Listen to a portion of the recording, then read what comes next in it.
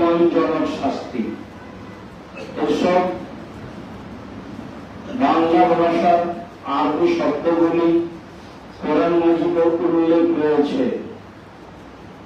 খেল তামাশা, বাদ্যযন্ত্র, গান বাজনা এর শাস্তির কথা উল্লেখ করে আল্লাহ তাআলা বললেন অপমানজনক শাস্তি। 10 লাঠি মারলো, এটা একটা শাস্তি। 10 বার কান ধরে উঠতে বসতে বললো, এটা একটা শাস্তি। মাটিতে থুথু ফেলে জিহ্বা দিয়ে চেটে নিতে বললো, এটাও শাস্তি। অপমানজনক কোনটা? এর মধ্যে একটা অপমানজনক শাস্তি আছে, আর সেটাই হলো খেল তামাশা, বাদ্যযন্ত্রের শাস্তি। শাস্তি হবে, যা আল্লাহ তাআলা বলেন। যেগুলো স্বাদ, আশা, আকাঙ্ক্ষা, শান্তি, তৃপ্তি, চক্ষু ঠান্ডা করা কাজ, সেগুলোর শাস্তি হচ্ছে অপমানজনক শাস্তি।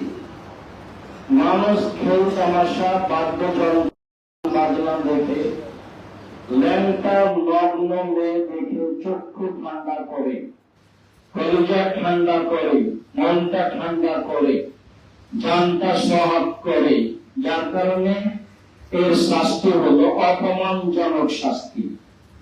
মানুষ তার সময়কে নষ্ট করে, আয় উপার্জন বন্ধ করে, ঘুম ত্যাগ করে, ঘন্টার ঘন্টা টিভি, মোবাইলে, বড় বড় স্ক্রিনে সময় কাটায়, পক্ষ নিয়ে কথা বলে, মেয়েরা নগ্ন হয়ে উল্লাস করে, কত কি করে তা আপনার জানা আছে ভালোভাবে।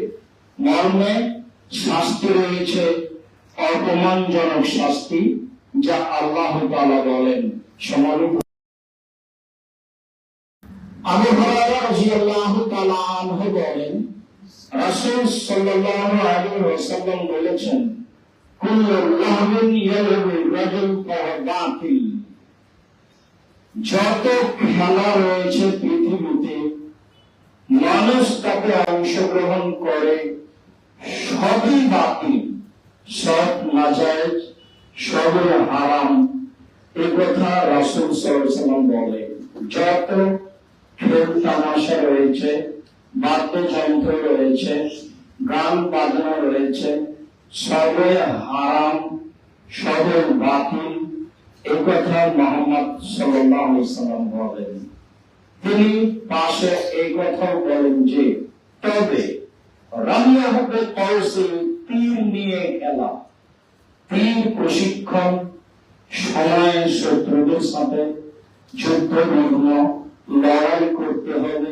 এই জন্য সেই দিনে শত্রুদের মোকাবেলা করার সবচেয়ে বড় মাধ্যম ছিল তীর। মর্মে রাসূল সাল্লাল্লাহু আলাইহি ওয়াসাল্লাম বললেন, মানুষ তীর নিয়ে খেলাধুলা করতে পারে, প্রতিযোগিতায় নামতে পারে, দৌড়, তাদিবহু ফারাসাহু, ঘোড়াকে প্রশিক্ষণ দিতে পারে, ঘোড়া নিয়ে খেলাতে পারে, ঘোড়ার পিঠে উঠে দীর্ঘ সময় থাকা এবং থাকতে পারা এবং প্রতিযোগিতা করা সব জায়েজ। এটা হলো শত্রু পক্ষের সাথে ঘোড়া ব্যবহার করার জন্য, তা তিনি বৈধ বলে ঘোষণা দিলেন। 3, মুলাবাতাহু বিইলাতিহি, স্ত্রীর সাথে খেলা। স্ত্রীর সাথে খেলা ও খেলা রাসূল সাল্লাল্লাহু আলাইহি ওয়াসাল্লাম অত্র বিবরণে এই অংশকে উল্লেখ করলেন। আয়েশা রাদিয়াল্লাহু তাআলা আনহা বলেন, সম্মানিত পৃথিবীর দিনী ভাই ও বোন, আপনারা একটু লক্ষ্য করুন, মসজিদে নববীতে হাবাসীর যোদ্ধারা তীর প্রশিক্ষণ নিত। আমি তাদের খেলা দেখতাম। আমি মুহাম্মদ সাল্লাল্লাহু আলাইহি ওয়াসাল্লামের পিছনে দাঁড়িয়ে কাঁধের উপর দিয়ে দীর্ঘ সময় ধরে তাদের খেলা দেখতাম। আমি কম বয়সের মেয়ে, খেলা দেখার প্রতি কত আগ্রহী হতে পারি আমি যে দাঁড়িয়ে থাকতাম লম্বা সময় ধরে, তিনি একবারও আমাকে বলতেন না হয়েছে আর কতক্ষণ থাকবা, খেলা দেখা হয়েছে কি, কি তোমার তৃপ্তি হয়নি, আরো দেখবা। এরকম কোন মন্তব্য মোহাম্মদ সাল্লাল্লাহু আলাইহি ওয়াসাল্লাম করেননি। বুখারী মুসলিম। সম্মানিত দিনী ভাই বোন, অত্র হাদিসের বিবরণটি আবারও বুঝায়। মসজিদে নববীতে যোদ্ধারা তীর প্রশিক্ষণ দিচ্ছিল। অত্র খেলাটি আয়েশা রাদিয়াল্লাহু তাআলা আনহা রাসূলের পিছন দিকে দাঁড়িয়ে কাঁধের উপর থেকে লক্ষ্য করছিলেন। তাতে তিনি বললেন, পৃথিবীর মানুষ তোমরাই বুঝো, আমি কম বয়সের মেয়ে খেলা দেখতে কত আগ্রহী হতে পারি, আমি কত লম্বা সময় ধরে দেখতে পারি, আমি দেখতেই থেকেছি, আল্লাহ রাসূল দাঁড়িয়েই থেকেছেন, আমাকে একবারও বিরক্ত হয়ে দেখলেন না হয়েছে আরো দেখবা, কি হয়েছে আরো দেখবা, ক্লান্ত হওনি। এরকম কথা তিনি আমাকে বলেননি। স্ত্রীর সাথে ভালো আচরণ করতে হয়, খালি খেস্টে মেস্টে স্বভাব দেখাবেন না, গালি দিবেন না, নাম ধরে ডাকবেন, হালকা হালকা কাজে বলবেন, সাথে থাকবেন, শান্তি পাওয়া যাবে। যদিও তার বোকামির কারণে, তার হস্তিনী নীতির কারণে, সংসার না বোঝার কারণে অনেক সময় আপনার সাথে মন্দ আচরণ করে থাকে, তবু আপনি প্রাণপণে চেষ্টা করবেন তার সাথে নরম আচরণে কথা বলা। সম্মানিত দিনী ভাই বোন, আয়েশা রাদিয়াল্লাহু তাআলা আনহা বলেন, একদা আমরা সফরে রাসূল সাল্লাল্লাহু আলাইহি ওয়াসাল্লামের সাথে দৌড়ের পাল্লা দিয়েছিলাম, তাতে আমি জয়ী হয়েছিলাম, তিনি পরাজয় হয়েছিলেন। অনেকদিন পরে আরেকদিন দৌড়ের প্রতিযোগিতা করলাম, তাতে আমি পরাজয় হলাম, তিনি জয়ী হলেন। তখন আমাকে বলেন, আয়েশা এইটা হলো সেইটা, তুমি ছিলে একদিন জয়ী, আমি হলাম একদিন জয়ী, সমান সমান, তাই না? বলছিলাম সম্মানিত দুই ভাই বোন, খেলাধুলা অর্থ হাদিসে রাসূল সাল্লাল্লাহু আলাইহি ওয়াসাল্লাম তিন ধরনের খেলা বৈধ বলে ঘোষণা দিলেন। তার এক ধরনের খেলা তীর নিয়ে খেলা, আর এক ধরনের খেলা ঘোড়া প্রশিক্ষণ, আর এক ধরনের পারিবারিক বিষয়। সম্মানিত দুই ভাই বোন, আব্দুল্লাহ ইবনে দিনার রাদিয়াল্লাহু তাআলা আনহু বলেন, কিন্তু মা আব্দুল্লাহ ইবনে ওমর, আমি একদা আব্দুল্লাহ ইবনে ওমরের সাথে ছিলাম। মাররাতে ইমরাতিন তুগান্নি, তিনি একটা মহিলার পাশ দিয়ে গেলেন, মহিলাটা গান বাজনায় মত্ত ছিল। তিনি বললেন, দেখো আব্দুল্লাহ ইবনে দিনার, ইন্না শাইতানা লাউ তারাকা আহাদান লাদারাবা আলাইহি, মানুষ অন্যায় লিপ্ত আছে এই বলে যদি শয়তান কাউকে ছেড়ে দিত, তাহলে এই মহিলাকে শয়তান ছেড়ে দিত। মানুষ অন্যায় লিপ্ত থাকলে শয়তান তাকে আরো অন্যায় করার জন্য চেপে ধরে।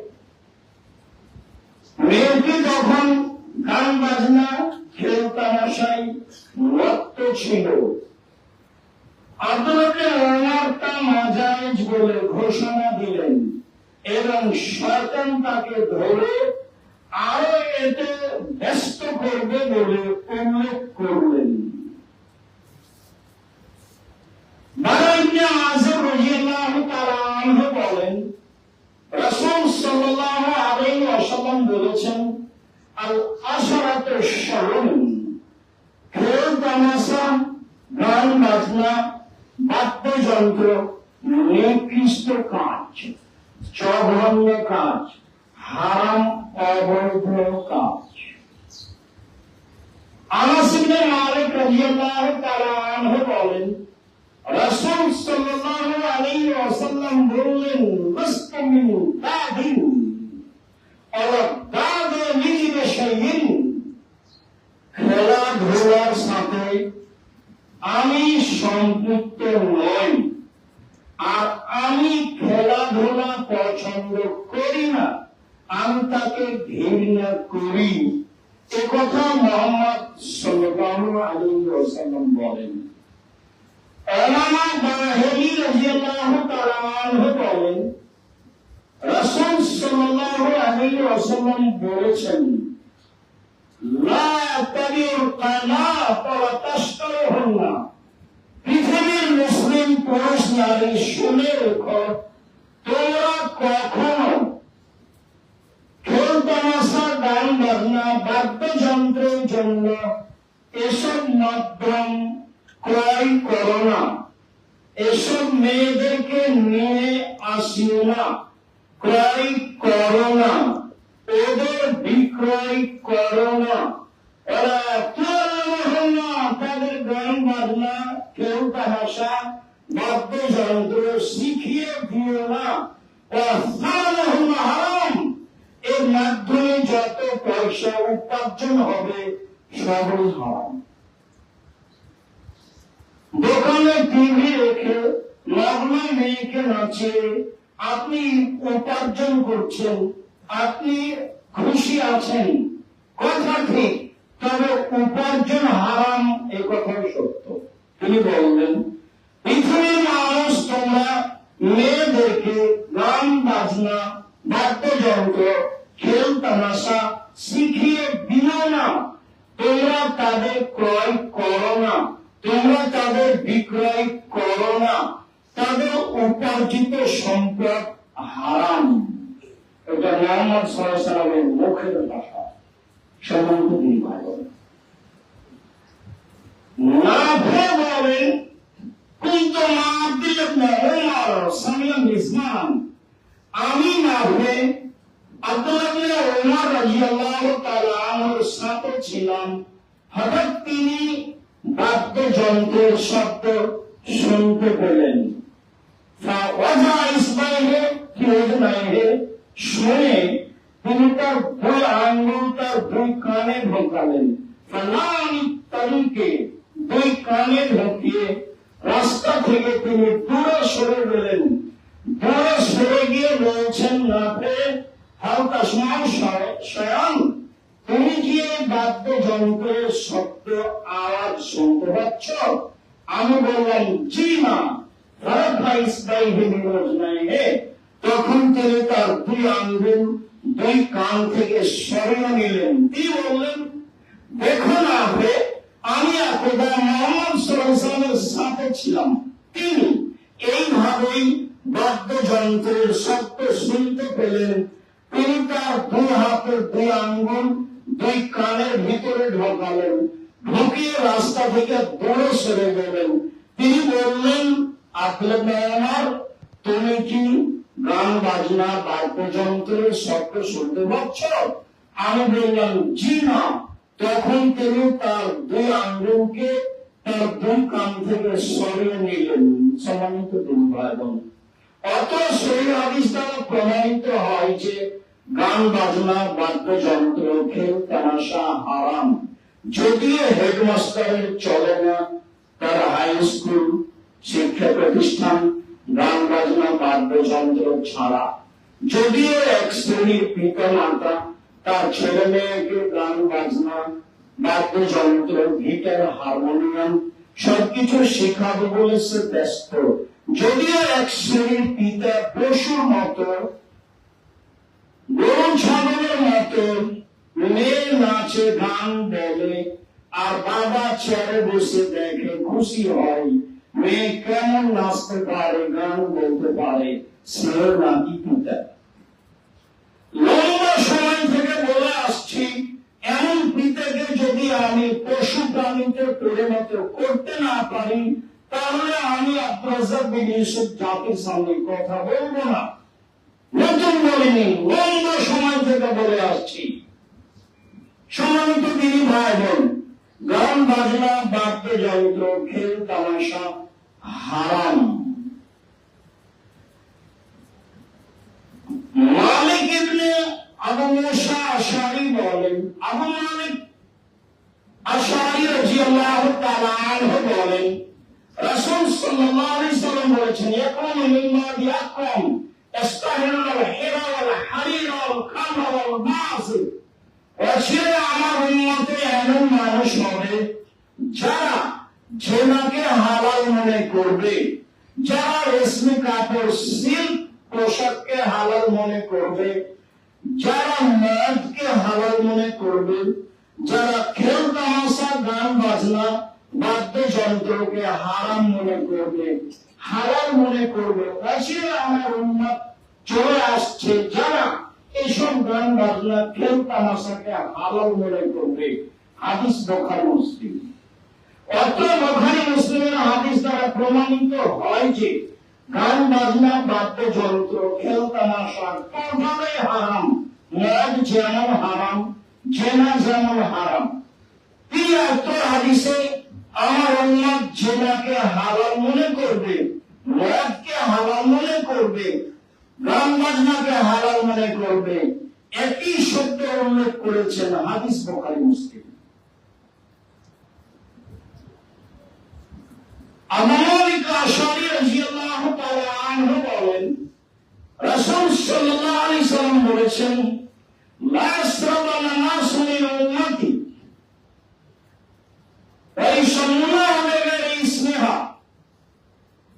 আমার উম্মত মদ খাবে, নাম দিবে অন্য। যা অনেকদিন থেকে আপনি অবগত আছেন, আমি নিজে বলেছি, সেগুলো হচ্ছে ঠান্ডা পেপসি, আসি, কোকা-কোলা। যারা বলেছে এগুলো নয়, আমি তাদেরকে বলে আসছি, আপনি বলেন সেগুলি কোনগুলি? আপনি যদি বলেন তা হচ্ছে ইয়াবা, সবাই বলে তা মদ। তা হচ্ছে গাঁজা, সবাই বলে তা মদ। তা হচ্ছে হিরোইন, সবাই বলে তা মদ।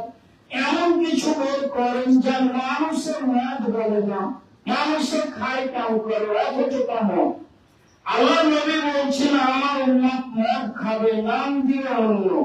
আমি আপনাকে এটাই উল্লেখ করেছি, আপনি আরো জোরালো তদন্ত চালান। কি বলেন? এই সময় নেতাদের সম্মান করা হবে গান বাজনা বাদ্যযন্ত্র দিয়ে। এই সময় নেতাদের সম্মান করা হবে গায়িকা দিয়ে। গায়িকারা, মেয়েরা গান বাজনার মাধ্যমে, নাচের মাধ্যমে নেতাদের সম্মান করবে। এ কথা মুহাম্মদ সাল্লাল্লাহু আলাইহি ওয়াসাল্লাম বলেন। হাদিস বুখারী মুসলিম। কথা তিনি পরে বলেন, এদের উপরে ভূমিকম্প হবে, এরা মাটিতে ধসে যাবে। তিনি বলেন, আল্লাহ এদের করে দিবে সুর, আল্লাহ এদের করে দিবেন বানর, আল্লাহ এদের করে দিবেন শুকর, আল্লাহ এদের করে দিবেন বানর, আল্লাহ এদের করে দিবেন সুর, আল্লাহ এদের করে দিবেন বানর। হাদিস বুখারী মুসলিম। সম্মানিত দিনী ভাই বোন, আব্দুল্লাহ ইবনে আব্বাস রাদিয়াল্লাহু তাআলা আনহু বলেন, রাসূল সাল্লাল্লাহু আলাইহি সাল্লাম বলেছেন, লা ইউবাইয়াতান্না কওমুন মিন উম্মতি আলা কামিন ওয়া শাবিন ওয়া বাতিন। আমার উম্মত খেল তামাশা, বাদ্যযন্ত্র, গায়িকা, মদ নিয়ে রাত কাটাবে। তারা সকালে হয়ে যাবে বানর, তারা সকালে হয়ে যাবে সুর। তারা সকাল করবে। তারা হয়ে যাবে সুর, তারা হয়ে যাবে বানর, তারা হয়ে যাবে শুকুর, তারা হয়ে যাবে বানর। আনাস রাদিয়াল্লাহু তাআলা আনহু বলেন, রাসূল সাল্লাল্লাহু আলাইহি সাল্লাম বলেছেন, এখন ফি হাযিহিল উম্মাহ খাসফুন ওয়া মাসখুন ওয়া কাসফুন। আমার এই উম্মতের উপরে সমস্যা নেমে আসবে, বিপদ নেমে আসবে। আমার এই উম্মতের আকার আকৃতি পরিবর্তন হয়ে যাবে। তারা সন্ধ্যায় থাকবে মানুষ, তারা সকালে হবে বানর সুর। তারা সন্ধ্যায় থাকবে মানুষ, সকালে হবে বানর শুকুর। তাদের উপরে সমস্যা নেমে আসবে। এই কারণে যে তারা গান বাজনা, বাদ্যযন্ত্র, খেল তামাশায় মত্ত থাকবে। এই কারণে সর্বক্ষণরা তারা নেশাদার দ্রব্য পান করবে।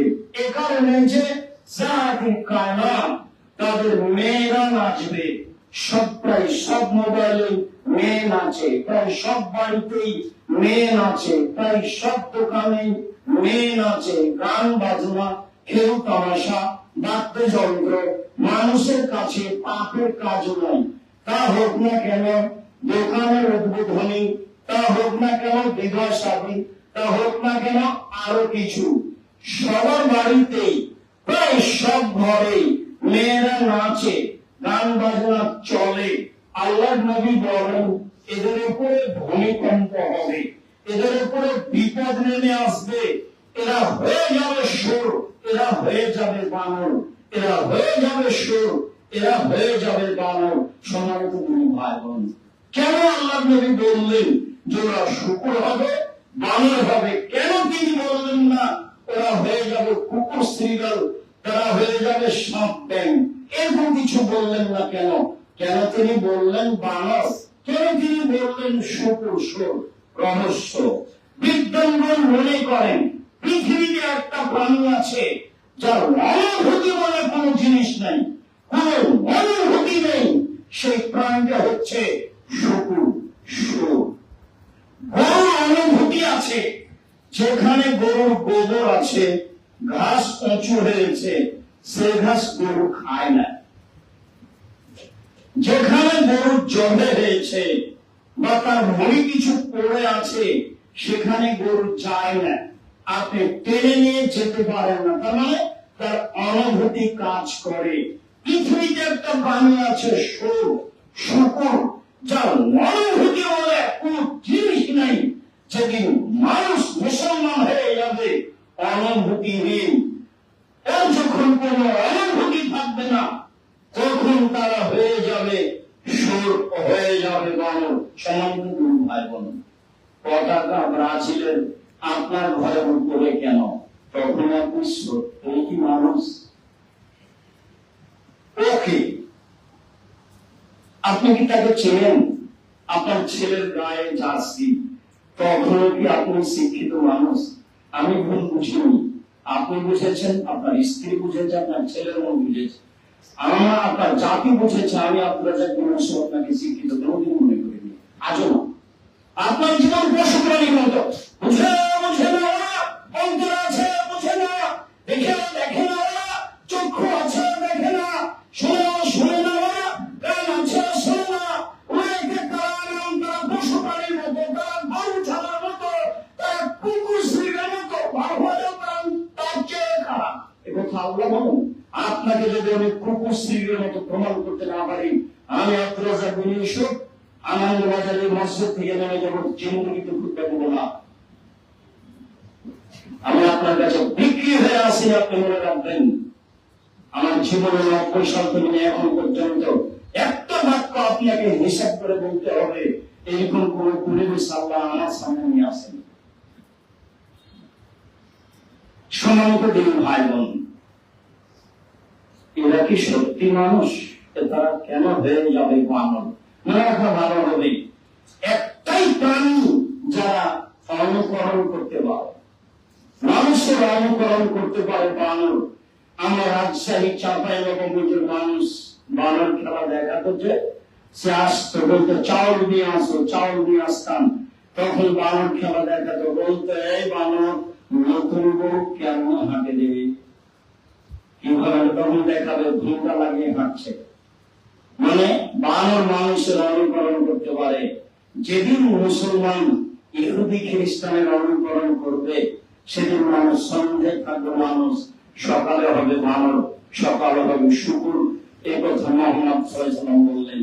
যেদিন মুসলমানদেরকে ভালো লাগবে ইহুদি খ্রিস্টানের কৃষ্টি কালচার, নিয়ম নীতি, অভ্যাস, আদব, সেদিন মানুষ সন্ধ্যায় থাকবে মানুষ, সকালে হবে সুর, বানর।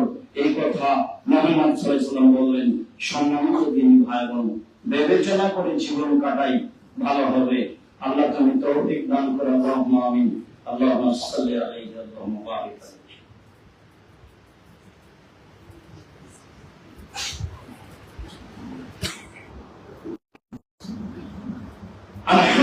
আলহামদুলিল্লাহি ওয়াহদা ওয়াসসালাতু ওয়াসসালামু আলা মান লা নাবিয়্যা বা'দা।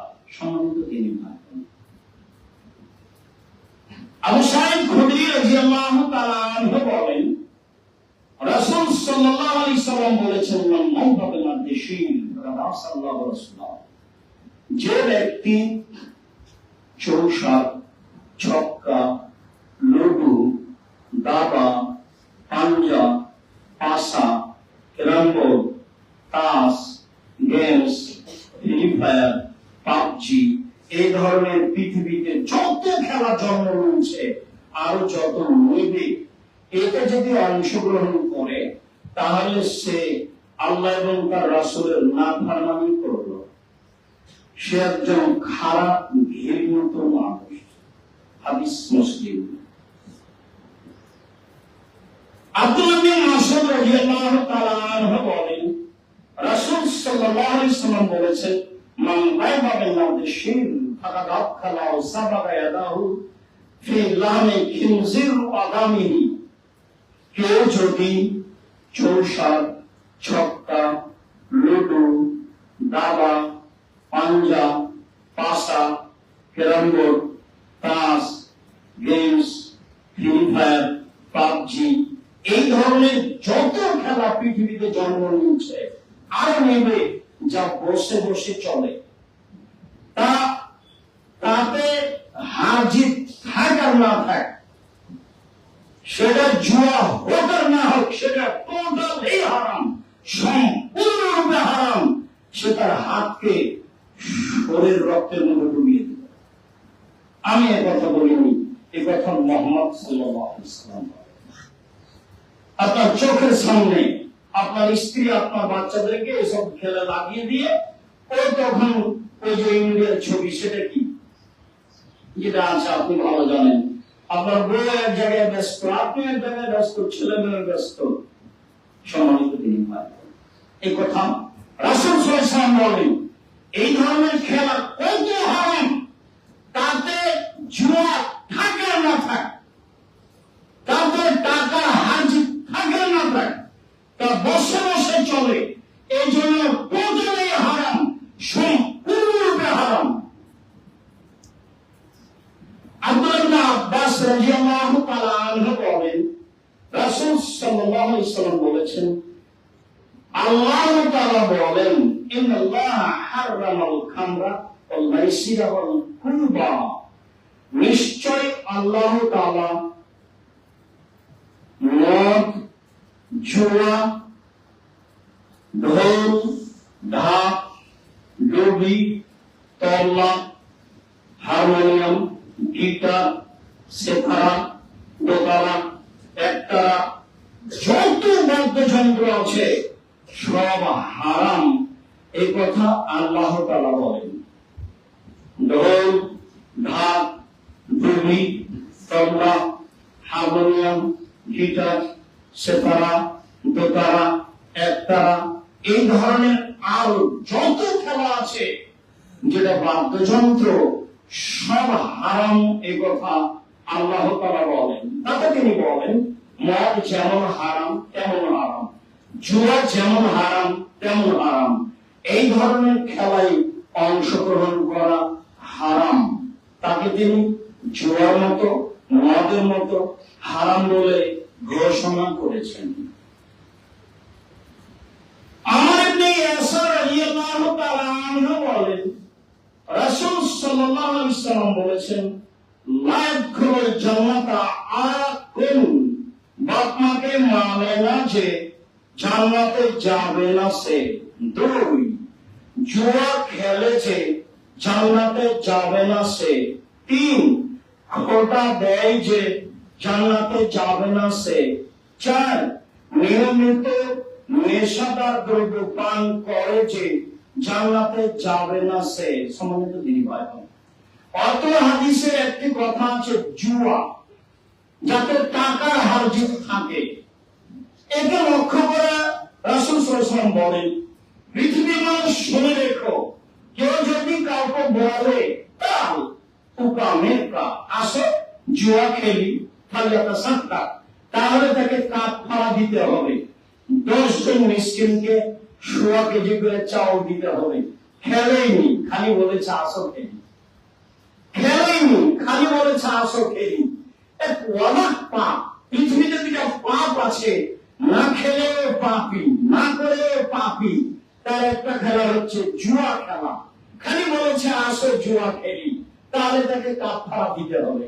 আরেকটা পাপ আছে, মহিলারা যদি সাজুগুজু করে, সাজগোজ করে পুরুষের পাশ দিয়ে হাঁটে, তাহলে তারা ব্যভিচারিণী, ব্যভিচারিণী, ব্যভিচারিণী। রাসূল সাল্লাল্লাহু আলাইহি ওয়াসাল্লাম কথাটি 2 বার বা 3 বার বলেন, অথচ মেয়েটি জেনা করেনি।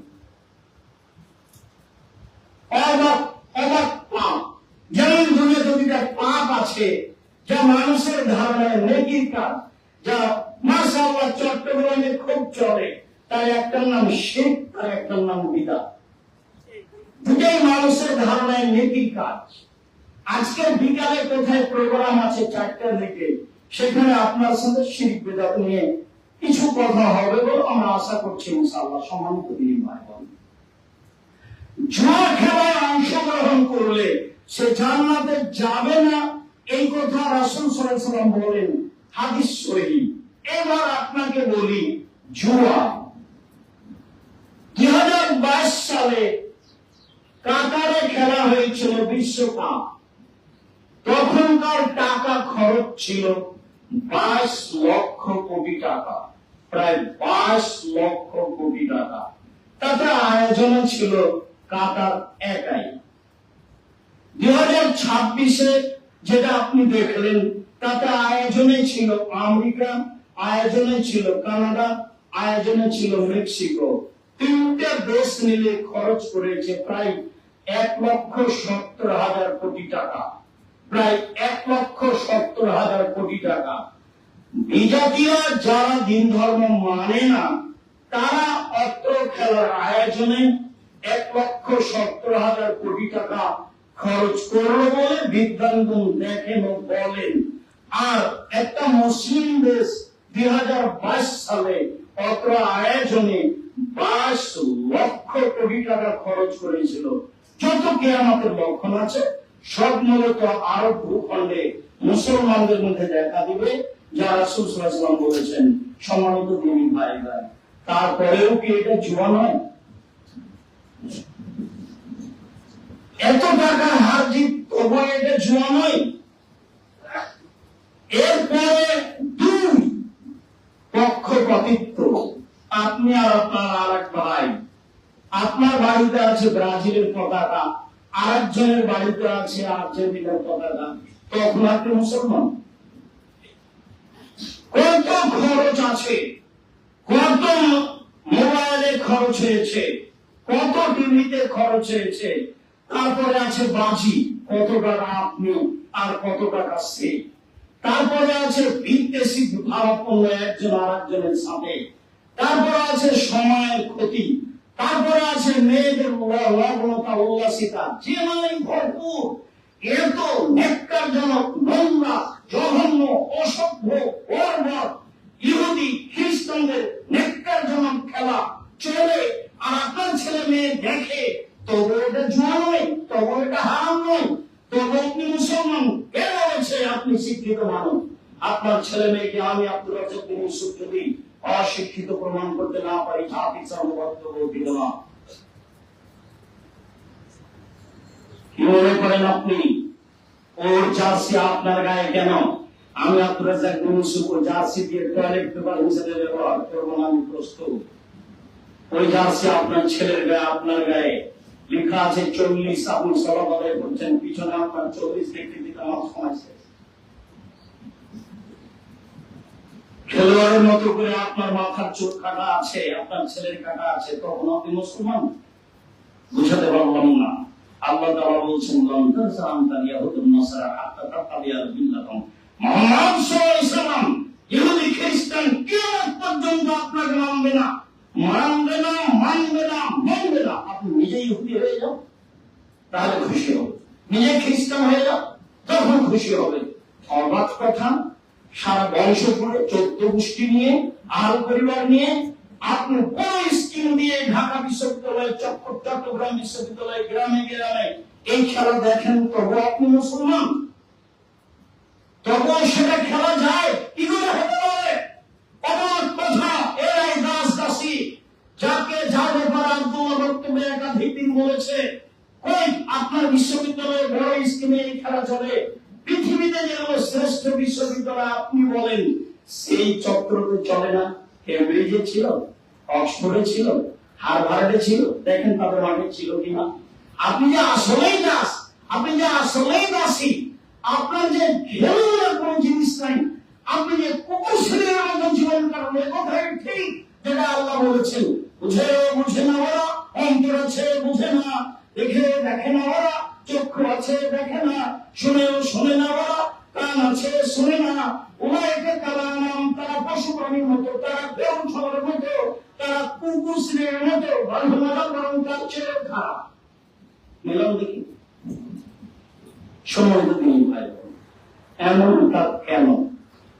জি, আমাদের লক্ষণ। যখন মানুষ নিচে নামতে নামতে অনেক নিচে নেমে যাবে, তখন এমনটা হবে। কেমন? রাসূল সাল্লাল্লাহু আলাইহি ওয়াসাল্লাম বললেন, যেদিন সমাজের দায়িত্বশীলরা হয়ে যাবে ইতর শ্রেণীর মানুষ, মরণ একদিন আসবে, বসে বলে দেখুন, লোকা আপনি লোকা, ইতরের সন্তান ইতর যখন সমাজের দায়িত্ব পালন করবে, তখন এগুলি ঘটবে, বিবেচনা বলে কোনো জিনিস থাকবে না, সমাজের মানুষ হয়ে যাবে আগাছা। আমি তাকে বলেছি, এই শ্রেণীর মানুষ বলতে রাজশাহী, চাঁপাইনবাবগঞ্জ, নওগাঁ, নাটোরের ভাষায় ছোট লোকের বাচ্চা, ছোট লোক যখন সমাজের দায় দায়িত্ব পালন করবে, তখন মানুষ এরকম খেলা নিয়ে, এরকম কাজ নিয়ে মত্ত থাকবে। তাতে রংপুর, দিনাজপুর, লালমনিরহাট, নীলফামারী, কুড়িগ্রাম, পঞ্চগড়, ঠাকুরগাঁও, গাইবান্ধা, জয়পুরহাট, বগুড়া এসব ডিস্ট্রিক্টের লোকের ভাষায় যখন একেবারে নিম্ন শ্রেণীর ভাষা, একেবারে নিম্ন শ্রেণীর ভাষা, বেন্যার বাচ্চা বেন্যা যখন সামাজিক দায়িত্ব পালন করবে, তখন এসব কিছু নেমে আসবে।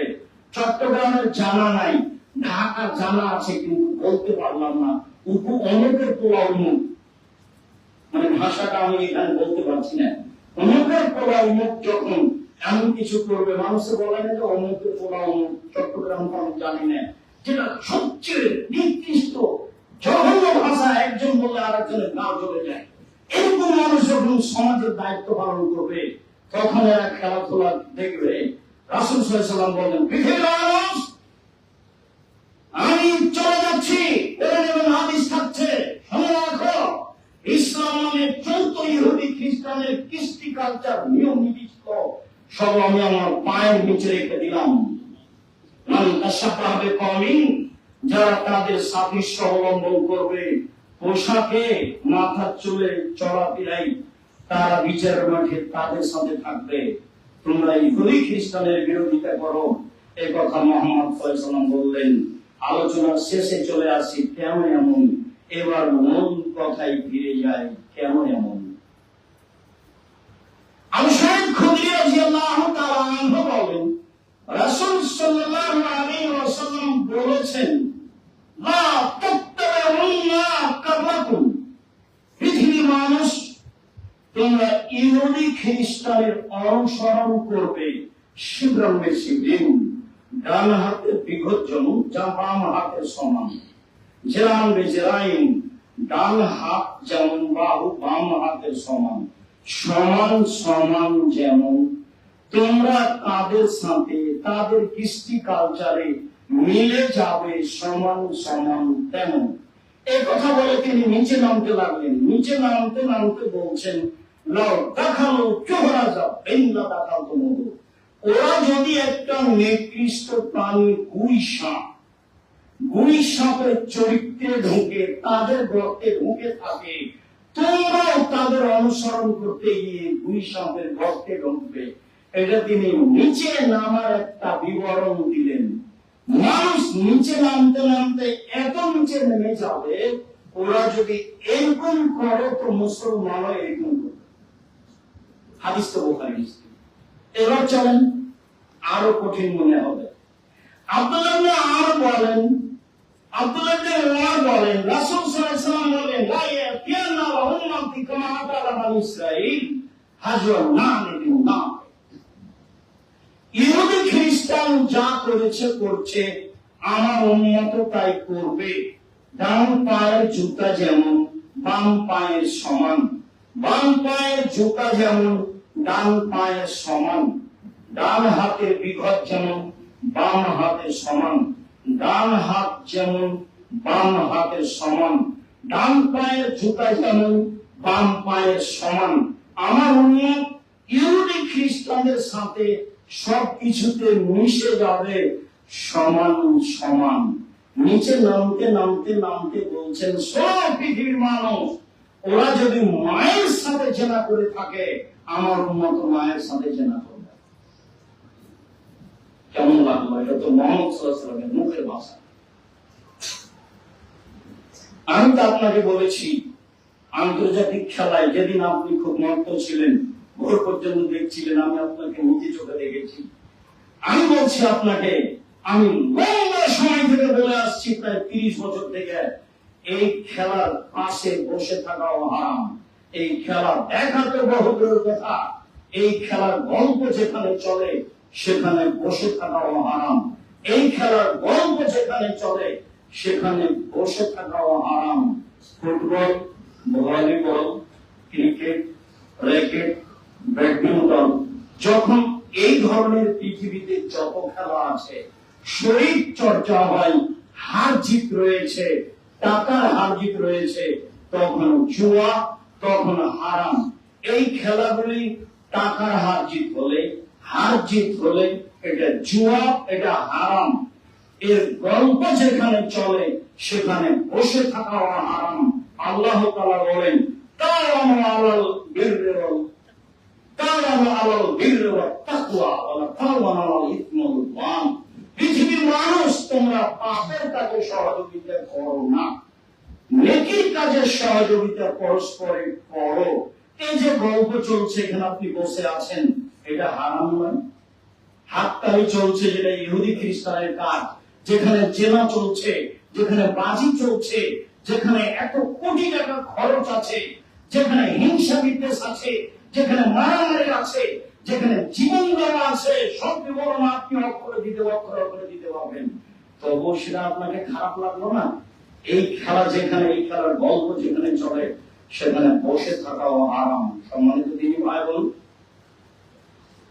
এমন খেলা যদি শরীর চর্চার জন্য হয়, যেখানে হার জিত নেই, যেখানে জুয়া নেই, তখন মনের আনন্দের জন্য, উদ্যমের জন্য ছেলেরা তাদের গ্রামের মাথায় পাড়ায় স্কুলে খেলতে পারে, যাতে শরীর চর্চা থাকবে, ভালো মনে থাকে। যেন যদি তা হার জিত হয়, তা যদি টাকার হার জিত হয়, তাহলে তা হবে সবচেয়ে খারাপ, জঘন্য। আর এইটা খেলা কেমন সেটা আপনাকে মনে হয় আর বলা লাগে না। আপনি যত জানেন, আমি আব্দুর রাজ্জাক সাহেব তত জানি না। আপনি আমার চেয়ে বেশি জানেন, কেননা আমি এর সাথে জড়িত নই। আমি যেটুকু বলছি সেটুকু শুনে বলছি, আমি আসলে দেখিনি।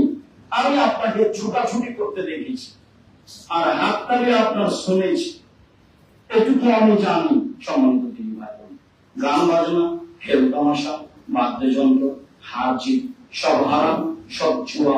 যা রাসূল সাল্লাল্লাহু আলাইহি ওয়াসাল্লাম বলেছেন, রাসূল সাল্লাল্লাহু আলাইহি ওয়াসাল্লাম বলেছেন, এমন একটা সময় চলে আসবে, সত্যবাদীকে মিথ্যাবাদী বলা হবে, মিথ্যাবাদীকে সত্যবাদী বলা হবে, আত্মসাৎকারীকে আমানতদার বলা হবে, আমানতদারকে আত্মসাৎকারী বলা হবে। নিম্ন শ্রেণীর মানুষেরা সমাজে কথা বলবে। সেই দিন, এই দিন এসেছে বিবেচনা করে বেঁচে থাকার জন্য। আমি আপনার দিনী ভাই হিসাবে আন্তরিকভাবে অনুরোধ জানাচ্ছি যে, না বুঝে, পাপ না মনে করে এই খেলায় অংশগ্রহণ করবেন, এটা আমি চাইনি। আপনি নিজেকে, আপনার পরিবারকে হেফাজত করার জন্য প্রাণপণে চেষ্টা করুন। সম্মানিত দিনী ভাই, আজকের জন্য অত্র বিবরণে যা আমি বলেছি তা বলার পরে আরো বলছি যে, সময়ের গতিতে আমরা চট্টগ্রামে জামিয়া সালাফিয়া গড়ব ইনশাআল্লাহ। সেই সুবাদে আজকে এসেছি, সেই বৈঠকে কথা হবে ইনশাআল্লাহ।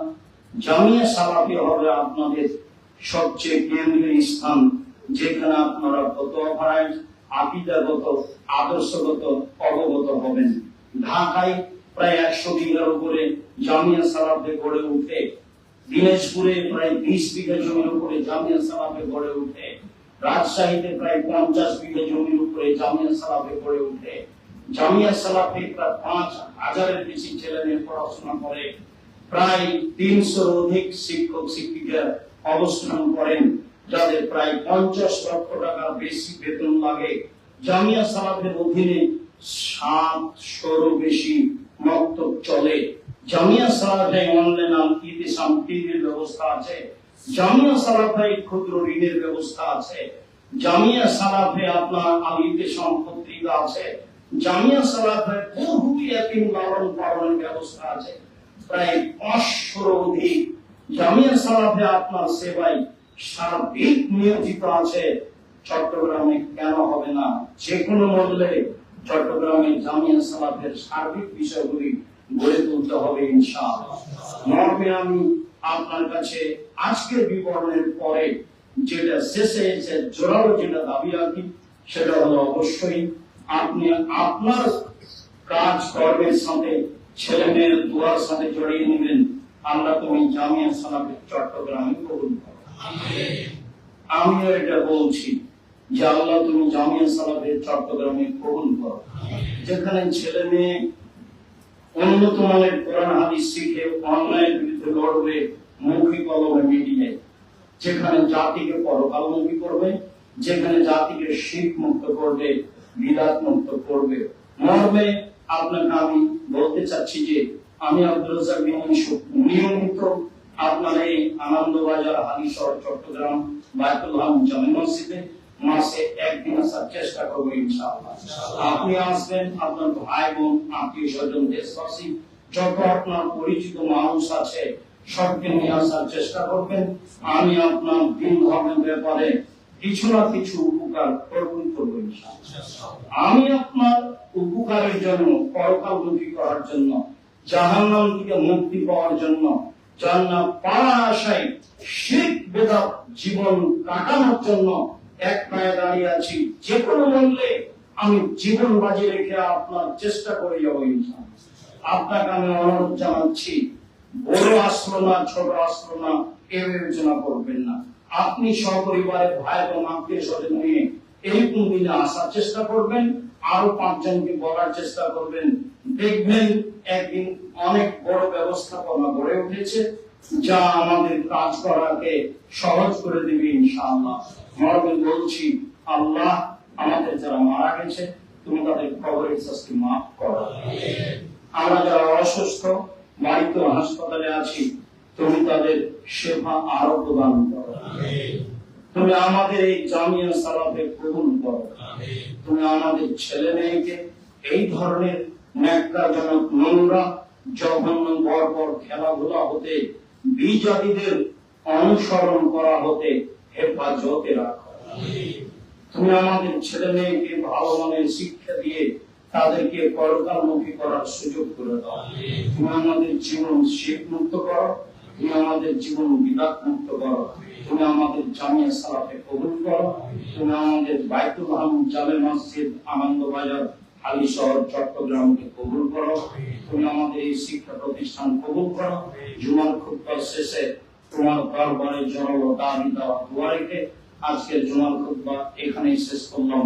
আল্লাহুম্মা সাল্লি আলাইহি আল্লাহুম্মা